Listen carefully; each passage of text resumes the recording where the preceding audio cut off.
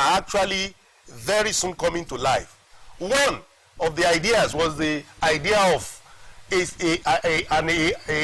what we call a GIS equipment that will be able to assist government to identify our land space and be able to point out areas where we have available spaces to be allocated for agricultural purpose and for other use that would bring economic benefit to the state.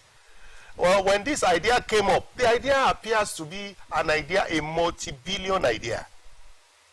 And what government did precisely was just to see how this idea can key into some of the things that we've been trying to drive. And thank God, this year, that idea, that innovative idea has been incorporated into the budget of the Ministry of Lands, Infrastructure, Lands and Housing. And what am I saying? I'm saying that already the ESCO of Ondo State has approved the award of a contract for the acquisition and the emplacement of a comprehensive GIS in Ondo State. The benefit of that is that it will help us identify land areas that can be productively used for agricultural purpose, and we know that's where Nigeria is going back to now. If we want to diversify our economy from this mono economy of just depending on oil. Ondo State is no doubt regarded as one of the oil producing states, but we know that the sustainability or the economic sustenance of this state goes beyond just depending on allocation from oil revenue. And that's why this government felt it is important to put something in place that will ensure that we're able to tap all available resources. So in terms of agriculture, we'll be able, this equipment will assist us to be able to identify out of our vast land areas that will be useful for agricultural purpose. And thank God already the government has started taking steps. And but we discovered that part of these steps, whilst lands were allocated for oil palm plantation, we discovered that there were some encumbrances in some cases. The GIS will help us solve those problems. Apart from that, it will also help to identify, when you're talking about Ondo State, the GIS will assist us in being able to identify houses that are located on the land in Ondo State, including where you are living now. So they will be identified, and for tax purposes and for other programs of government that has to do with welfare for the people, for the populace, it will assist government in having sufficient information, data that we can use to actually take decisions on welfare issues for the populace, as well as other issues that will have economic benefits to the state. So that's just one of those, the ideas we're talking about. There is another one that talks about, now we are already talking about removal of subsidy on fuel, particularly our petroleum. For some time, subsidy has gradually been removed from kerosene, diesel, and we know it's getting to petrol. But before this happens, you see, it's becoming difficult for people to even have access to kerosene.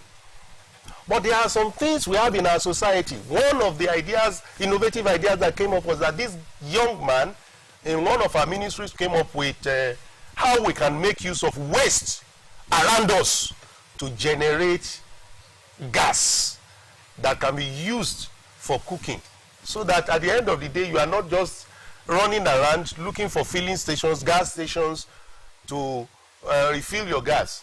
You can always have consistent supply of gas in your kitchen through the waste that are generated around you. And just recently we brought in about 3 ministries that actually bought into this idea, and already we are working with the Ministry of Agri to see how we can even use our abattoir on Ado Road to also kickstart one of these things, so that even houses around that area can tap into it. And economically, you know what that means. It will reduce a lot of burden on families, homes, in terms of being able to put food on the table. That is one area where the civil service is now trying to connect the service with the town. And there are so many other things that has happened. Thank God we're talking about salaries. For every civil servant in Ondo State today, we can say to the glory of God that in August, we had about 4 months arrears of salary. And one of the very unique things we've been doing in the service is consistent communication, constant dialogue, and joint decision taking with the unions. When we met, my first meeting with the union, I told them, I said, the mindset of my governor and the same belief I have is that before the end of the year, there will be no arrears of salary. In fact, the NLC president said later, he said, since they said I'm a pastor, he doesn't want to run into trouble. That he was, in his heart, he did not believe. But he confessed that, okay, we align with you because it's for our own good too. But we are holding you by your word. If by December our salary is not, the arrears are not clear, then we hold you by your word. And to the glory of God, the Lord helped Mr. Governor. Not that the government never had some other things to spend this money on, but he focused on ensuring that the welfare of public servants is prioritized. And that's why he said that any debt that will be owed by Ondo State that will jeopardize the payment of salaries to workers will never be undertaken. And so,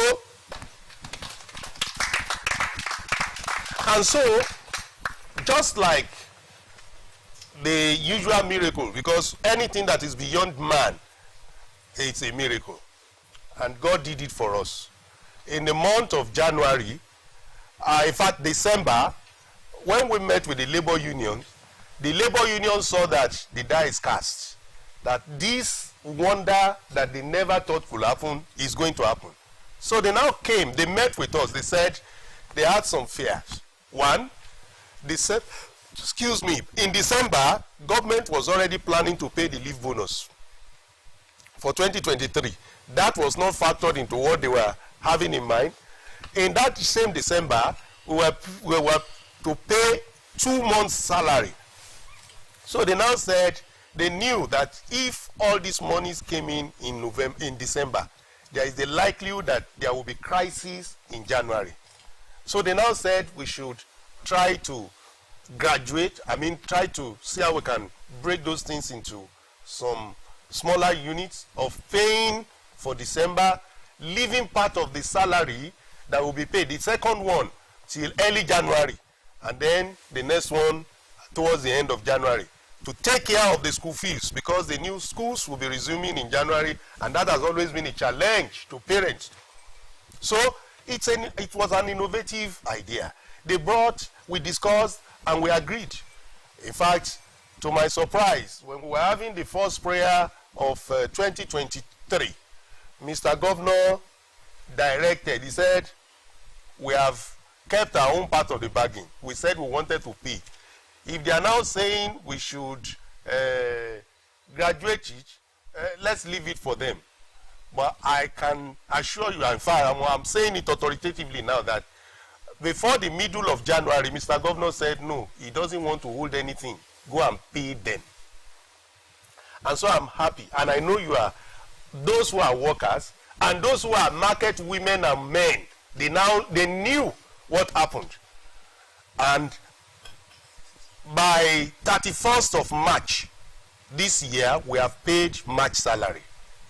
As at 24th of February of this year, we had paid February salary. So I want to believe it can be better, and it will keep getting better.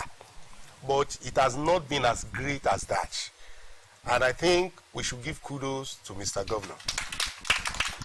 Give kudos to the Office of the Head of Service and his team. Give kudos to the union, because we are able to manage the situation so well that we're able to also assist Mr. Governor to deliver on his promises.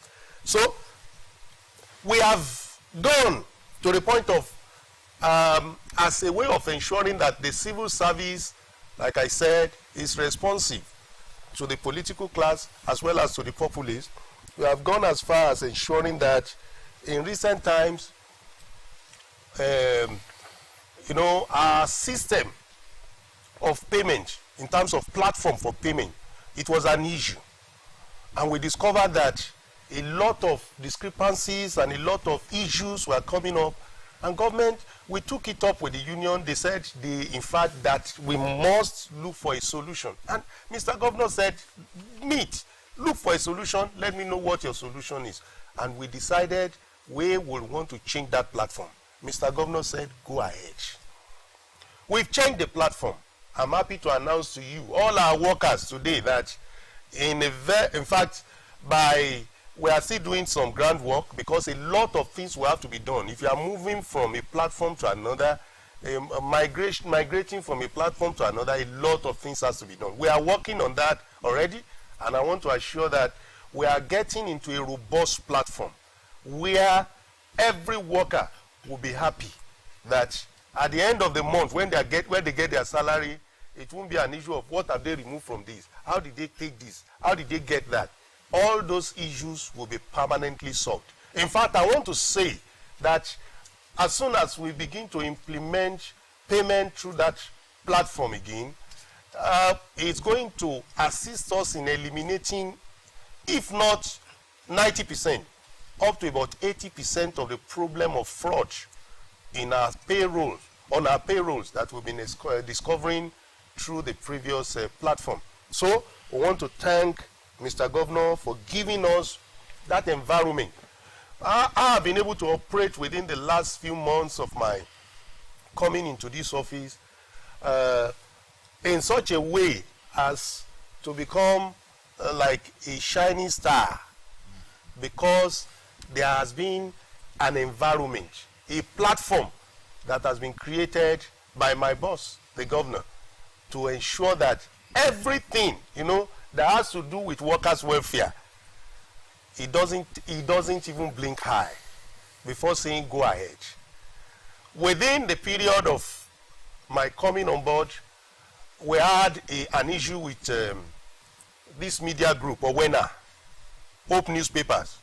They had several years of arrears of gratuity, and it has been pending.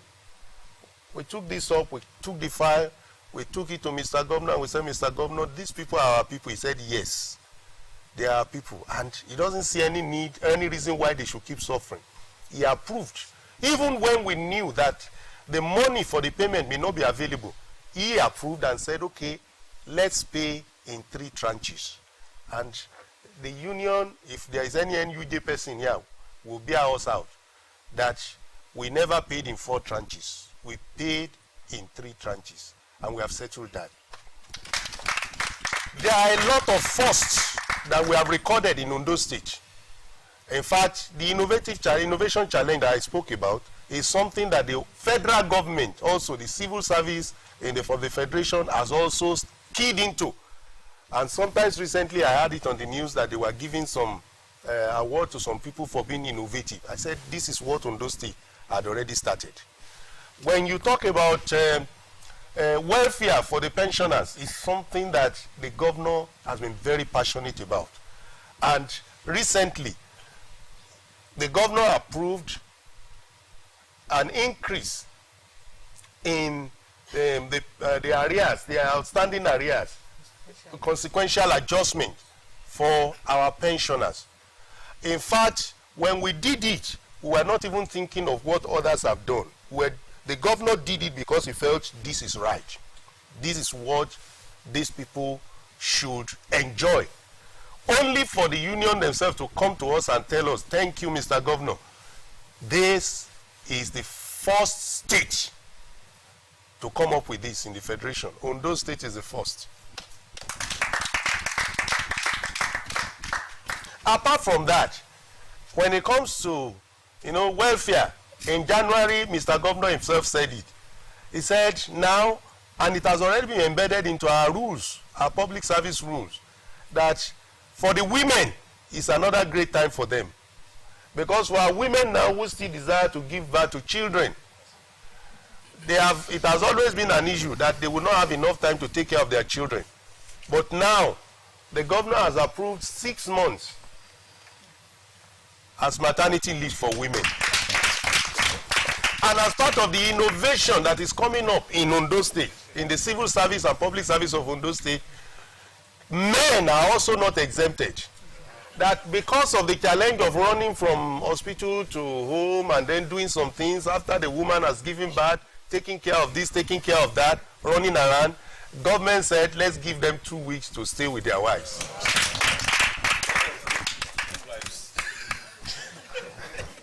So, and we are also seeing a lot of other things. In fact, recently I heard, and I was surprised, just about a week ago, Akwa Ibom State approved promotion for their civil servants. And do you know the promotion they approved? They approved 2022 promotion to take effect from 1st of April 2023. And I said, wow, we have already started the process of promotion for 2023 in Ondo State. And the promotion for 2022, we've put that behind us. We are working on 2023 so that all that are due for promotion in 2023 will earn their promotion and they will have their financial benefits also going with it. So gone are the days. If you check up, even with some of our neighboring states, we have heard of states where they will promote from level 8 to 9 and the person will still continue to earn level 8.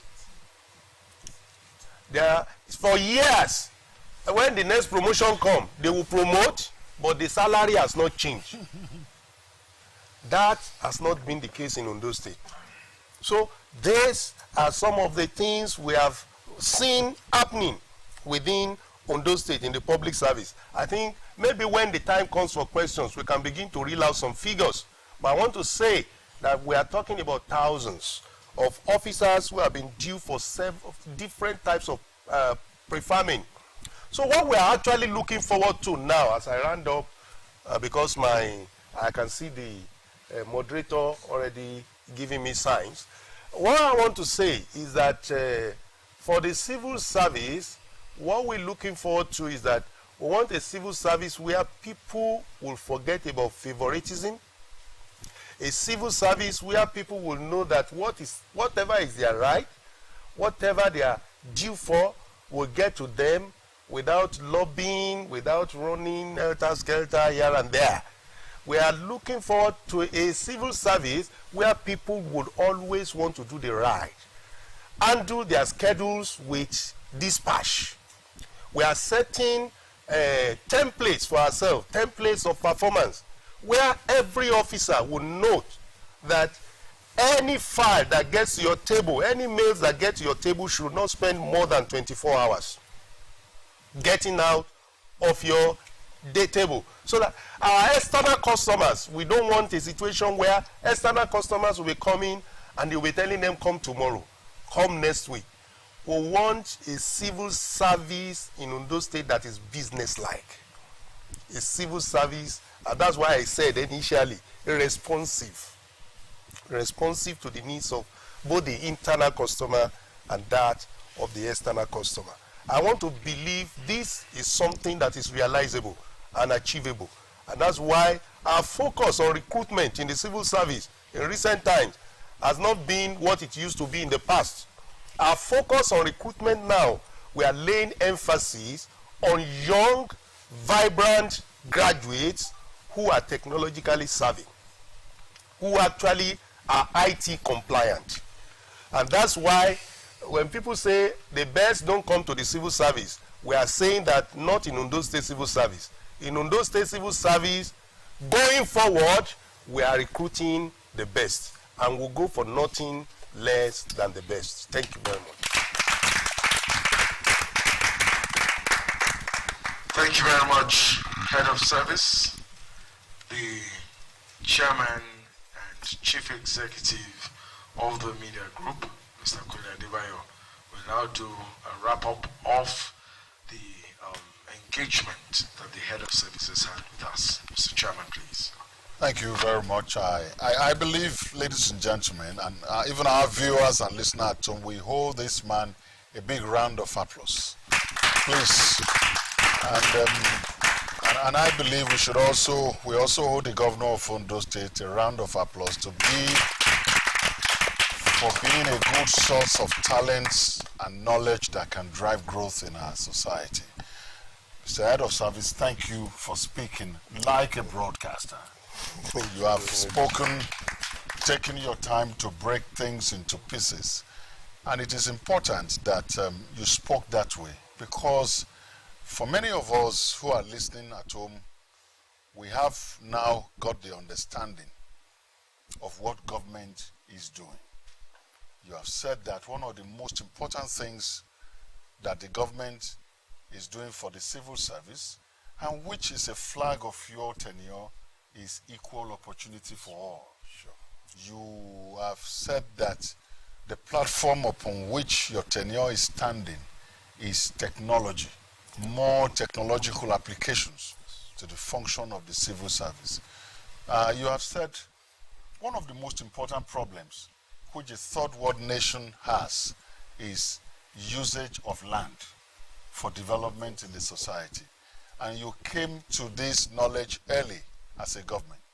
You went to the State Executive Council, and the council worked together to approve the introduction of the geographic information systems, which effectively helps to locate where lands are available and for what purposes they can be used for. You told us that Ondo State belongs to the forest region, which is where best of agriculture, particularly the forest agriculture, cash crops, can be done.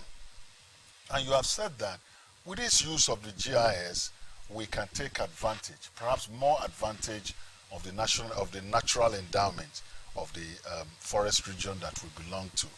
You have said also that one of the key focuses of your administration is enhancing the personnel development in the civil service by making sure that you got young, vibrant, strong, and educated, and perhaps technologically savvy people to take the baton and run this system for the best of this state.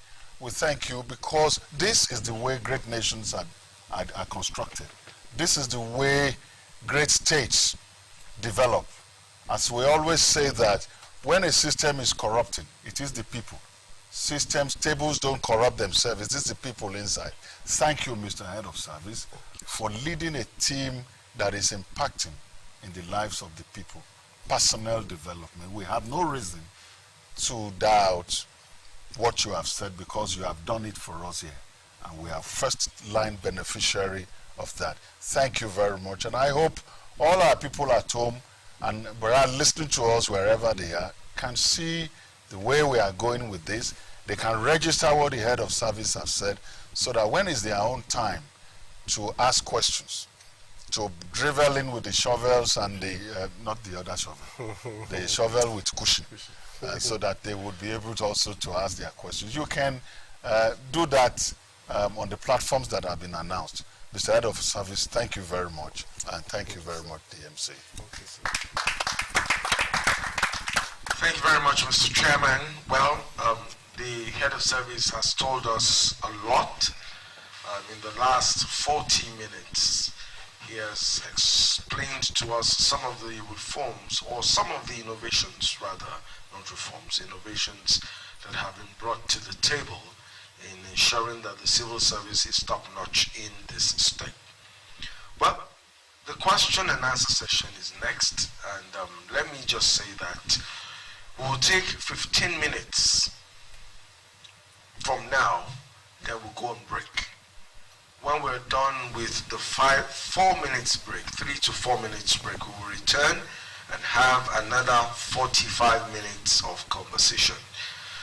Question and answers, of course, and that's the way we will go.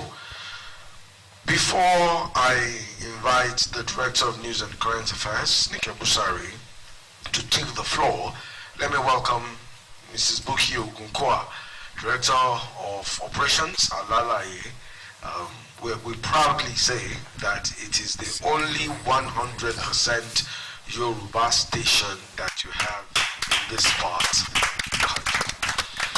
And even though Mrs. Unkwa looks very much like an English woman, she speaks excellent Yoruba. Let me also welcome Mr. Yomi Oguye, Deputy Director of Program Services. Thank you. And of course, Mr. Shina Adeye, Media Aid to the Head of Service. At this point, I'd like to invite Nike Busari, Director of News and Current Affairs, to take over and coordinate the question and answer session for this engagement. Director, please.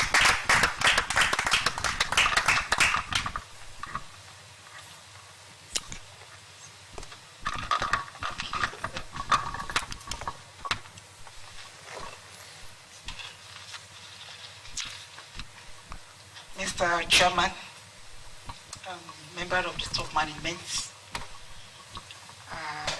head of service, and the entourage, once again we welcome you to this powerful session. And the head of service said what we have now is a civil service that is responsive and business-like. So we're going to business. And this is the time to feast. I dare say that as a civil servant to coordinate a session that will feast, or that I don't want to use the word roast, the head of service, I know God is my strength. You are free. So gentlemen of the press, you have the head of service I know is able and capable. You have him at your beck and call, not to take a pound of flesh, but you know best what to do. And I want the men to not to be, because you now have 2 weeks paternity leave. Please, don't because of that now say, okay, let's try one more. I hope I have the opportunity to ask the head of service, how do you monitor the men? Those 2 weeks, because they have to stay with madam at home. Yeah. So how do we monitor them to ensure that they stay? So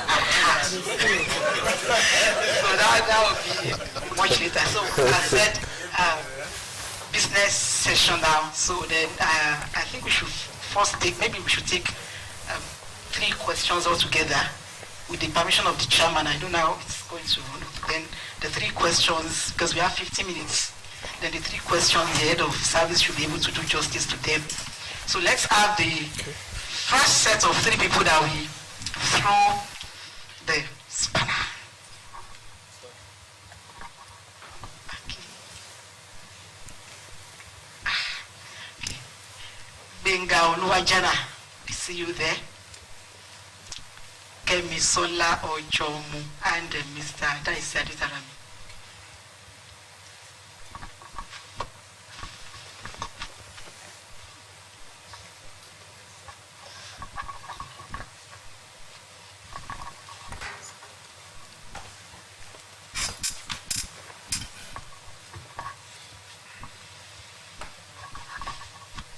Thank you, Mr. Chairman.